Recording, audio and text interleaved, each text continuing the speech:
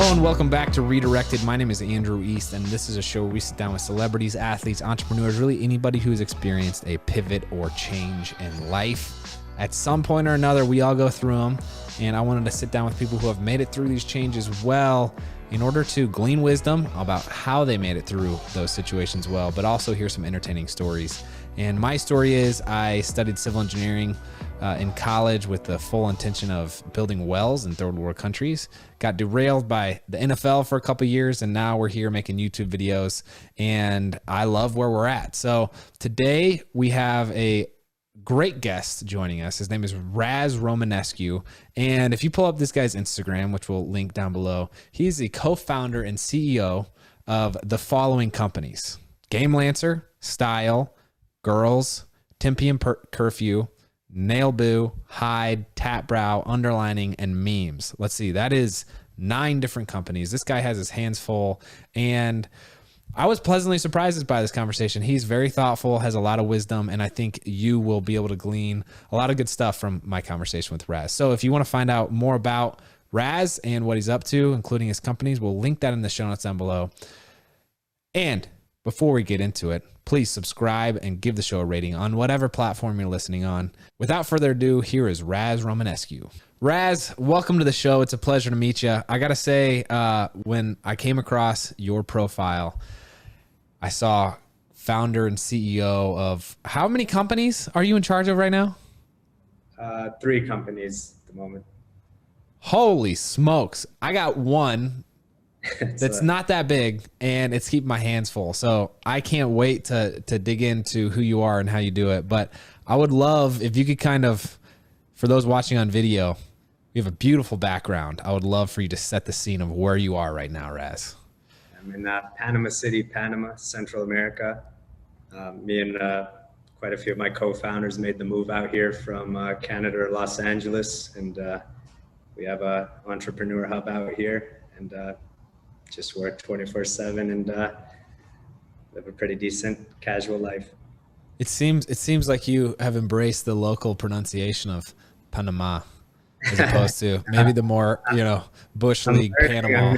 I was getting some momentum learning Spanish when I first moved here. Then the quarantine hit pretty hard, so everything went on lockdown, and started learning more from like Netflix subtitles and like Uber Eats menus and that kind of stuff. Dang.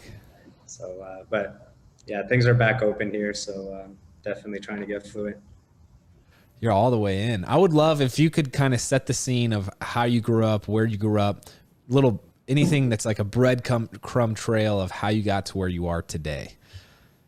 Yeah, sounds good. So originally I was born in Romania, moved to Canada when I was about 5 years old.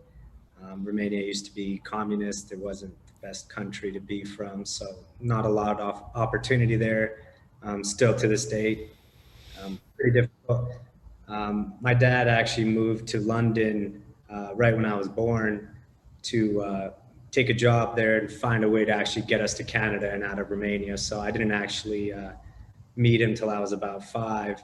And when he came back to Romania, it was pretty much, let's go to Canada. So wow, that was kind of a pivotal thing in my life when I realized, you got to take big risks to make big moves. So when I saw some opportunity every year, I didn't really hesitate to make the jump, because I think at an early age, I saw what it meant to take risk in order to get where you want to be. In Canada, it was a great place to live. Met quite a few of my business partners actually from there online. Originally went to school. It was not necessarily for me. I was always finding other more efficient, scalable things to make money. And I just felt like I wouldn't really fit too well in an organization unless I had at least some say in what was happening and the strategy, et cetera. So very entrepreneurial from kind of a young age. And at around 20 years old, I would say about, call it 10 years ago, started building some big pages in the Twitter space, grew them to millions of followers, and started working with advertisers to send traffic to their websites.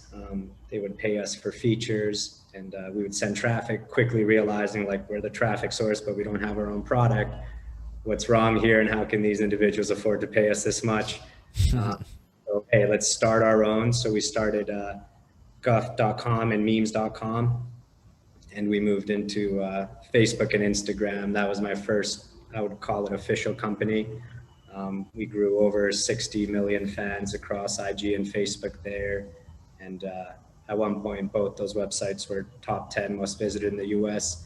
And that was my first pretty much spearhead into the business world, learning how to scale an organization, growing fast, growing big revenues, and also the media space. So after that, yeah, technically realized that memes in 2013 was pretty not widely adopted yet, especially when it comes to like trying to work with big advertisers. You're trying to tell, somebody like Gucci, they need a meme campaign when they just spent like 300,000 on like a video shoot. And, at that point in time, it was just a bit too early and we were young, but it was an amazing learning experience, and it's still a company I'm a founder of, and it's good. Then I started another media company. Bella Thorne is my co-founder there. It's the largest beauty, females, and fashion network. And this is where I try to tie everything together here. So my career really learned how to build big audiences on all platforms. So moving from having, memes.com and guff.com to a female-focused media company, it's pretty much a very similar tactic, very similar systems, just more laser focused. And then once we had the big audience, we realized, hey, once again, we're the audience, but everybody out there who's making money are the big direct-to-consumer brands, the big companies that can actually afford to spend advertising dollars, which led us into embarking Underlining Beauty, which is our fastest growing and most successful company to date. Planning to do some pretty significant numbers this year and raise a bigger round later in the year. We released Tap Brow as one of our brands, Nail Boo as one of our brands, and Hide as one of our brands. And we'll be getting to 100 million revenue within 5 years on that company. And that's with no funding to date. So, wow. And yeah, sorry. 10 p.m. curfew with Bella Thorne is kind of the home base for all those different projects, kind of the traffic source, if you will. We definitely use that. Underlining is a client of 10 p.m., but so are other major brands in the industry. Some of our clients include like Amazon Fashion, BoxyCharm, Ipsy, the biggest names in the DTC beauty space, fashion space. So we use that to basically create mass user-generated content and have distribution there for brand partnerships, including our own companies and initiatives. And wow. The other one launched as one of my passions, which was gaming. I was a hardcore gamer growing up.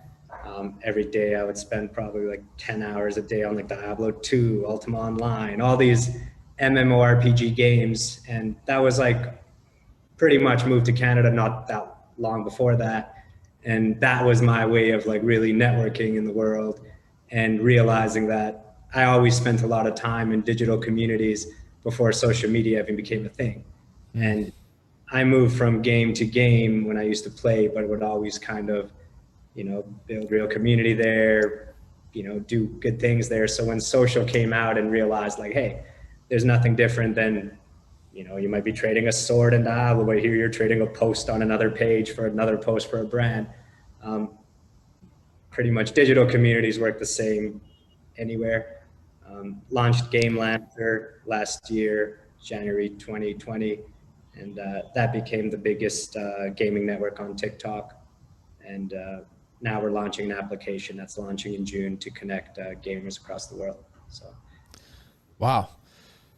I just got on the topic of gaming. I feel like the gaming community does not acknowledge Ages of Empire as a formative game nearly as much as it deserves. 100%. I used to play that too. No, those are some staple games. StarCraft, the original one, was nice.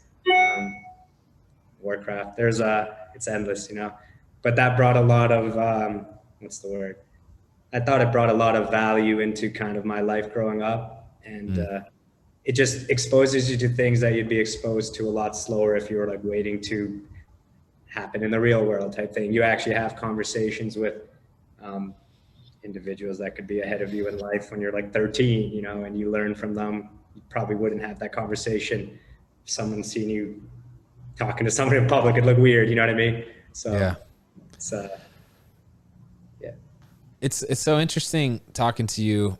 We have been, I guess, influencers or creators, for lack of a better term, for the past 5 years. And there's definitely people who use the platform and then people who build the platform. And I feel like the latter, the building the platform, is a more sustainable business model. For us, it's always this game of, you know, the content treadmill, trying to stay relevant. How can you, you know, try to beat the algorithm? So I respect what you've built and the vision behind that. But I'm curious, when you think about what you do and how you've been successful, what do you identify as the thing that you're best at, Raz? I would say growth hacking and strategies, I would say, is important. We always can quickly determine what's working and where, and put our own spin on it, and oftentimes do it better, just from past experience. So I would say it's, what I do is not necessarily like, I'm not the smartest person in the world. I would never claim to be, but I'm insightful in the sense I could see things others can't, between like reading between the lines, right? Like I might be able to look at a product and I can already understand how I would create the marketing video for it, what price I would sell it at, every scene in that video, what it would look like to the consumer, what the landing page would look like. And I have all those thoughts because I see a product, and others might see that product and be like, well, that's nice branding. I'm not even thinking about the branding. That's cool. That's a variable. I'm thinking about, can you market this to a very wide audience at scale very quickly and have demand? And that's how I pick pretty much all my businesses. The market needs to be big. You got any tips for us growth hacking noobs? Yeah, I would say, don't try to growth hack something that can't be growth hacked is the first one to start, or you'll go crazy. A lot of people are trying to become like the biggest niche community in this, and they're confused why their like cost per acquisition is like $150 a user, right? When we go after stuff, we go after 3 billion gamers in the world, or eyebrows, targeting females worldwide, right? There's no real limits to how big that can get, in a sense of, you know, you don't need to have a sub community inside a community at first. We go wide and then we categorize that deeper, right? So we know that majority of females, and this is a blanket statement, but it is true, prefer wearing makeup and care about their eyebrows and care about how they look. So we don't have to get too crazy with our targeting. And I would say all of the heavy lifting when it comes to growth hacking is done on the front end, which means if you have a product and a market that could be infinitely scalable, the next thing you need is just a few creatives that are top performers, like your ad videos, the ones that tell your message to the world in the most efficient way. And the power one video or one photo has, once you find the right one, it could take you 15, 20 shoots to find that one. That's the video that you can pretty much use that thing for years to send traffic to your site from every platform in the world. You know, a lot of people miss one or two of those pillars, and then they're confused why like it's not scaling. And it's like, you don't even have the right video. And if you could have the right product, but the wrong video, and it won't scale, or vice versa. Yeah. Are you bullish on any certain social media platform right now? TikTok is huge right now. Yeah. I think Snapchat is huge right now. It's definitely undervalued in terms of what it's doing for advertisers and companies building their brands there. I would say I'm extremely happy that there's new competition in the market for Facebook and Instagram, because Snapchat, even for the last few years, it was just like the little brother, little cousin, like it couldn't really touch them. But now they're doing significant revenues. People are spending a lot there and they're starting to see returns. And TikTok, it's a whole different beast. I don't think everybody in the field will have a fun time competing against them. Oh, you think they're about to be the gorilla instead of trying to fight the gorilla? I think TikTok's going to be big, yeah. I just think they have the recent generation that's born with mobile in their hands. Yeah. They consume this to another level that like everybody that was born on Facebook and Instagram, they still have like remnants of like what it was like to go outside and play and like, like maybe I shouldn't be on this device 24/7. That's not the case with the young generation, right? So Yeah. that's the market they're getting. It's like the really hyper engaged, digital first, I only live online audience, as opposed to, some of those others. So I think just by the demographics they're growing in, it seems like they're going to have a pretty good stranglehold. Man, it's so interesting when I think about the content on TikTok versus Facebook, Instagram, YouTube. YouTube, personally, from a creator standpoint, is my favorite. I feel like there's such this possibility out there, and you have to be, I think, diligent and strategic and precise. Whereas TikTok seems kind of random, and there's no. I feel like when you look at social media, it's this blend between entertainment and education to whatever degree. 100%. And TikTok has zero education, whereas Facebook and Instagram and YouTube at least have some degree. TikTok's a dopamine factory. Yeah. You can use when you're like it's how I use YouTube in my life. I'll throw on YouTube to watch podcasts, throw on music videos, like actually just learn things, watch interesting vlogs. And I can honestly say you can use YouTube for a few hours and treat it as like, something that's a positive force in your life. TikTok, it can give you a lot of emotional spikes and a lot of entertainment, easy to digest content. I don't know if it's, let's say right now, educating people too much, but it could in the future if they release some longer form and then you have Netflix, which is your long form content. But it's surprising because it shows that there is so many ways to do the same thing with a little bit different strategy and still succeed. Right? Like if somebody was like, and how is TikTok different than Snap? It's like, and then how is Reels different than any of it? Or there's just a lot of demand for it, technically. Yeah. When you open up a social media app, I feel like the general population uses social media strictly to consume. What is your experience and relationship with social media in that sense? I'm looking at advertisements. I'm like hunting definitely strategy, seeing what's happening in my markets, etc. I still use it to socialize and stuff, but I'm signed into like 15 TikTok accounts, like 15 Instagram accounts. I have like notifications turned off, and it's easy to get sucked in switching between accounts and stuff. I try to use the personal for networking. I've met a lot of amazing people and, business partners, colleagues, etc. through the personal side. And the rest is just strictly business. I just make sure the numbers are growing, make sure the content looks good, it's presentable, and clear communication to the customer or user, what we do and who we are. Do you have any favorite creators on any platform that are like your go-to? Hey, I'm relaxing. I'm here for my own personal time, and I want to turn on X creator. I watch a lot of Jay Shetty podcasts. I watch the Impulsive podcast. So all of it's technically YouTube. And it's crazy because this is actually a great story to tell. So 10 p.m. curfew, it didn't exist until I watched an Impulsive podcast with Bella Thorne on it.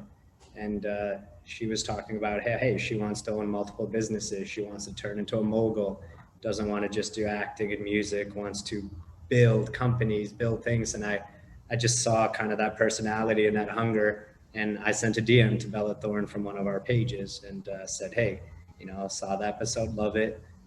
We're the fastest growing female fashion and beauty network, and we'd love for you to be, a founder of it with us. It was clear that she wasn't an individual that wanted to just be treated like an A-list celebrity and not put in any work or anything. It was, so that's one turned a podcast guest into a DM, into a company that's flourishing within probably 6 months after the episode aired. So wow, it's crazy the value that is out there if you can extract it. That's the thing, right? Putting those pieces together and taking action on them, what actually matters. everybody else just saw that podcast and was like, wow, cool, right? I was like, Hmm. opportunity, and we're taking a shot. It could have been a complete ignore, but hey, nothing to lose, right? Yeah. How have you chosen your business partners? Um, a lot of the business partners I have that I've been with since the beginning. So got very fortunate. Some of them chose me, and the way I say that is, I've had the right people reach out to me and pretty much harass me to the point that I'm like, okay, here's an opportunity, and then they like surprise me to the point where it's like, wow, I would continue doing business with this person forever, and then it just evolves. So um, if you look at kind of the team around me, both my pretty much at all my companies, everybody I'm founder of, co-founder with, I've known for 10 plus years, and they all have strengths that I don't, and we make a great team. So Yeah. My next question is this. I see a treadmill in the background. How yeah, fast can you run a mile, Raz? I'm going to put you on the spot. I couldn't even give you an accurate answer. I haven't even timed myself in ages. I have no idea, to be honest. I don't even know if I can run a mile that fast right now. Yeah. Uh, yeah, it'd be a lie if I said anything. So I don't know. Why Panama? Or sorry, Panama. Panama, because we're Canadian citizens, and we went to LA for, call it 6 years on an E2 visa to start our companies, and we realized we don't even leave our condos. All we do is work 24/7. Mm. That if you shipped us to like a hut in like the middle of nowhere, we wouldn't even know the difference because order food all the time. We'd barely like surface to go outside, and we realized, hey, 55% tax just didn't really start adding up anymore for kind of like the burden. Like, nobody in America even saw us. We put like the least burden ever on the economy or anything, if anything. So being Canadian citizens, there's a treaty here, favored nations, where if you're out here and you make your money online, it's 0% income tax. So Wow. came out here for a month with my co-founder who's originally from here, and we said let's Airbnb here and see if we could just integrate and live like we do in LA and work. It was like so shockingly easy, to the point that after that month it was like it's a no-brainer. you know what you what you get in LA for like $18,000 a month, you get here for like 2,500. It feels like you're in Miami, New York, and just the quality of life's amazing. That it'd be pretty difficult to make the move back right now, anyways, Wow. for it being. Wow. I'm so you've mentioned a couple times you work 24/7. I'm curious, do you feel like there is such thing as too much or Yeah, overdoing it? 100%. Yeah. Anyone who says there isn't is lying, but I think there's always little sprints, right? So I think that's how it has to be treated. There's times of growth and there's times where you have to press on the gas because it's like, hey, you're in this whether you like it or not. You know what I mean? And Yeah. if the opportunity's there, you finish it. But then there's also times where it's like, damn, I need to chill. Now we're in a stable place. It's just growth, growth, growth. It's predictable. So there's cycles. And yeah, there is stuff that's too much, but you always have to work towards efficiency. Um, what the company was when they were all founded, and you had to be in sprint mode before you even feel like you have revenues or the ability to support a team, is much different than a company now where you hop on calls, everybody has their tasks. It's like kind of updates, any issues, no, all right, let's double down here, everybody report back, and it's much more efficient and manageable. At the beginning, you shouldn't even expect to be able to have some time off because too many things can go wrong, and few things go right. So you got to seize those moments, right? Yeah. They I do. got that. Um, what do you feel like your biggest weakness or weaknesses are? My biggest weakness, I would say, is the organizational side of things. In terms like I don't really like living in spreadsheets or making like endless lists and like having like 13 tabs open to like measure everything.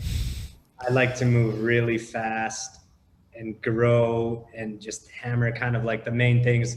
And that's why a lot of my partners and stuff, are ones that will move slower, be like, hold on, let's document this, let's look at this. And it's like, it's a nice marriage. But I think it's one of those things where I think the greatest strength of the growth and putting the pieces together and moving fast outweighs that weakness if you can find somebody that can like help elevate and support that part of the organization, right? Because if I had to stop to document everything, it would take a lot of time away from like, what's the plan? Where are we expanding? So that's what I would say. How big is your team that you're working with between all the different companies? 10 p.m. we have a team of about 12 people full time. Nice. Game Lancer, we're at around 23 right now. And Underlining Beauty, we're at around 20. Nice. Wow. I recently read a book. I don't know if you're into reading, but I've recently found a book for me. Yeah. I love reading, but I'm on my phone and computer so much that like this position is like so ingrained in me that I try not to like hold anything else in front of my face because it's almost like impossible to get away from the phone. So audiobooks is my like kind of middle ground. Yeah, I get that. I was listening to one and I listen and read because I'm the slowest reader ever, but I have zero retention if I don't have something in front of me to see. Yeah. So anyway, it's called Who Not How by Dan Sullivan, and talking about the concept of we all have goals and future visions that we get excited about, right? But where we all get hung up is as soon as we come up with that goal, the next thing that happens is, oh, well, I have to do X, Y, and Z to get there. And then that's where discouragement and kind of burnout happens because you're like, oh, well, I don't know how to freaking file for an LLC, or I don't know how to growth hack a social media platform, and that's what we need. And the whole concept was there are people out there who can help you with that. So just partner with them, find good people to work with and who share your vision. And then it's more efficient, it's more fun, and you actually will accomplish your goal. So you seem to have been doing a good job at that. But I'm curious what a day in the life of Raz looks like. You currently are the co-founder and CEO of, you said, 3 companies, and historically you've been a part of many more. But what does your day look like?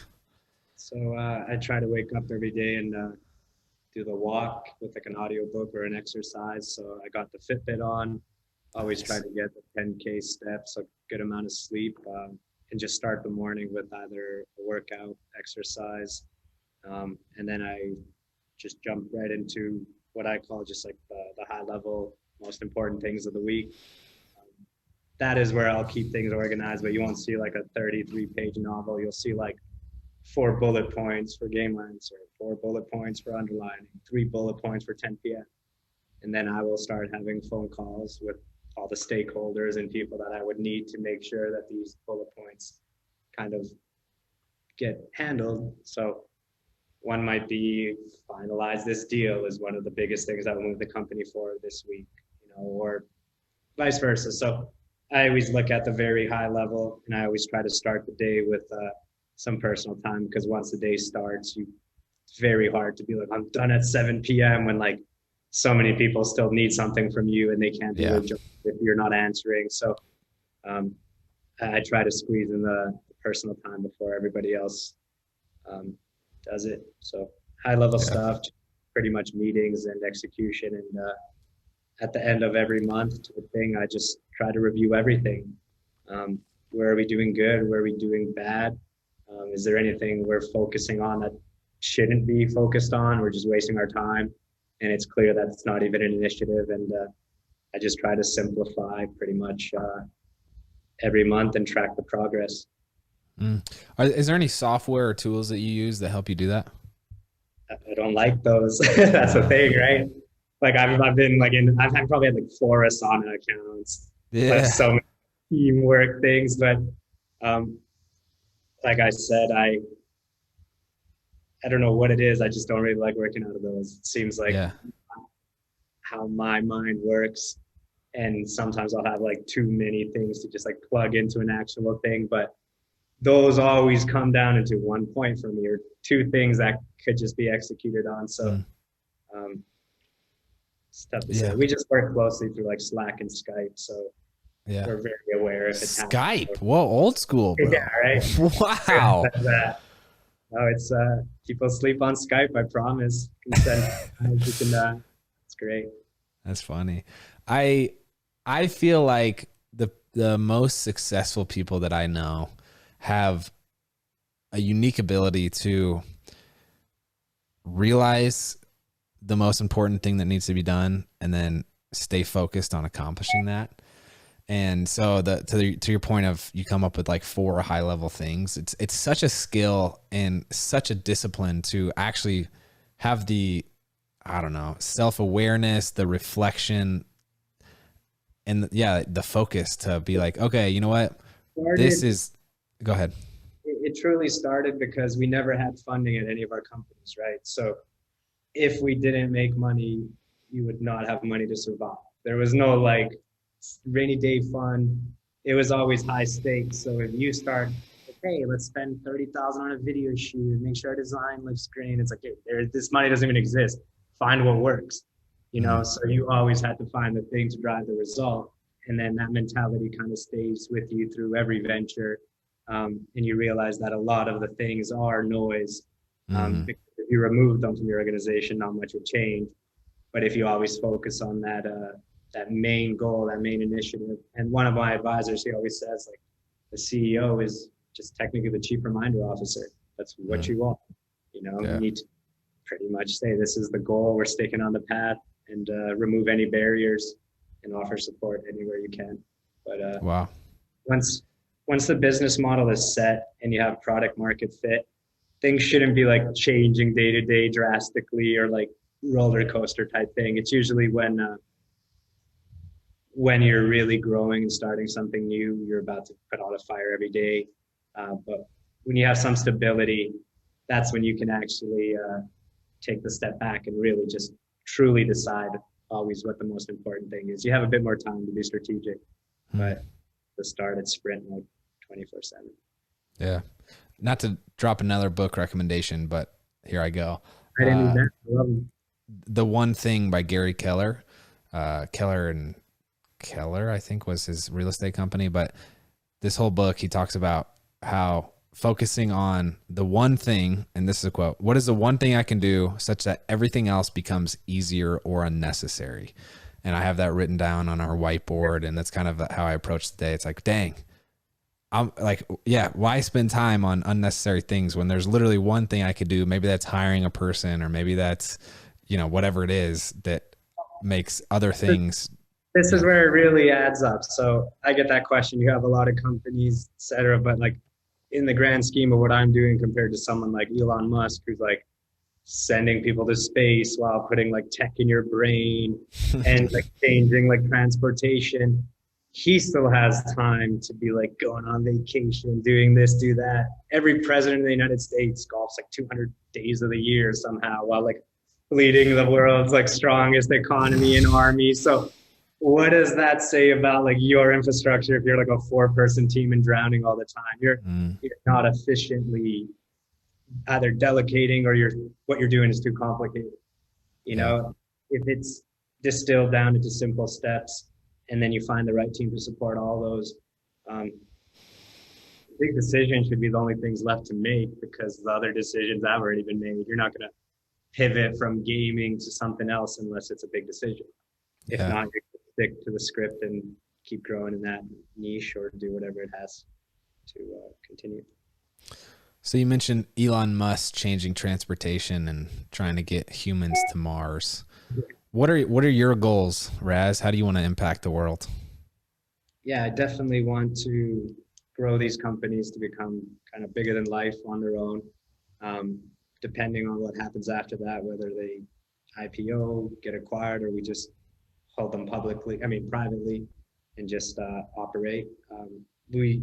I want to start a fund in the future, because I think I don't necessarily want to be the operator of any more companies after these ones.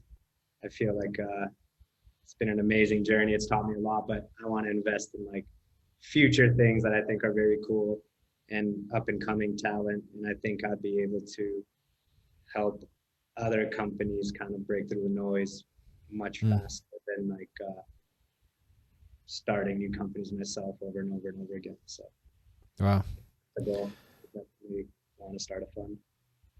And what are 3 things that you've either learned or through experience or been taught that you feel like have provided value to get you where you are? Yeah, I would say the first one is just jump right in. You know, that's the only way to learn anything truly. And you can't be scared. You know, a lot of people will be like, I just suck at business. It's like, yeah, obviously you've never tried to do anything. It's like, why would you ever even have the notion that you should be good at something, right?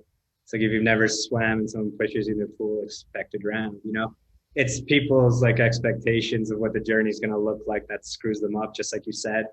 None of this is rocket science, truly. You know, everyone's done it. There's a million resources out there. That leads to number 2. It's, you know, if somebody's done it before you, you can definitely do it, especially when every business around you, every product you use, every restaurant you eat at literally did not exist until someone started it. It starts, you just have to look at the world in a different way. It's not impossible, but if you think it is, it will be. And number 3, this goes more to towards like individuals that, let's say, have a career they don't like and always try to find like other lines of revenue. I would say they should definitely be looking at the salary that they do have coming in on a stable level as like risk capital.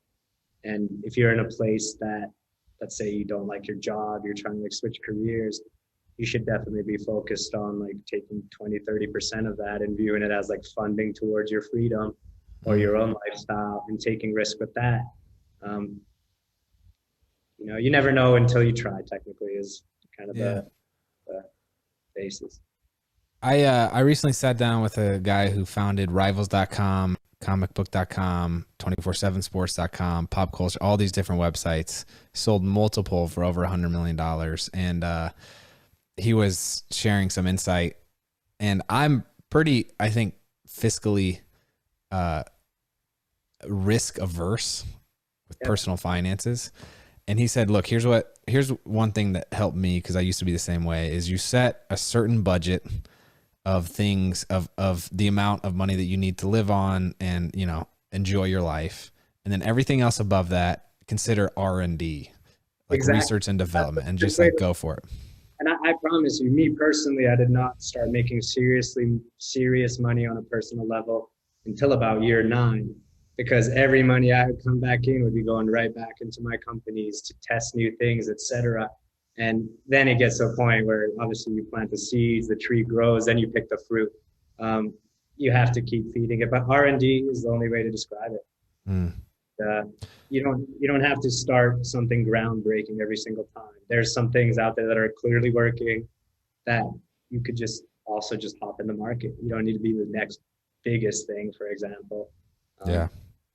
You know, you could take a reasonable size of any market and live an amazing life if you just take the risk. So, do you have any role models, Raz? I would say Elon Musk is one of them, just based on how forward thinking he is. I would say my dad's been influential. Other than that, I would just have respect for anybody that does great things. I would say I'd like to learn from a lot of individuals, but I don't have anybody's like poster on my wall, technically, is the best way to say it, you know? Yeah. Great people and high achievers, they all just put it all on the line is the only way to describe it. Raz, well, I appreciate you giving me the time, appreciate the wisdom, and I'm excited to follow you as you grow your businesses. And if you ever need anything, if we can ever help, then please let us know. But this was a fun conversation. Thanks for joining. It's been a pleasure. Appreciate you.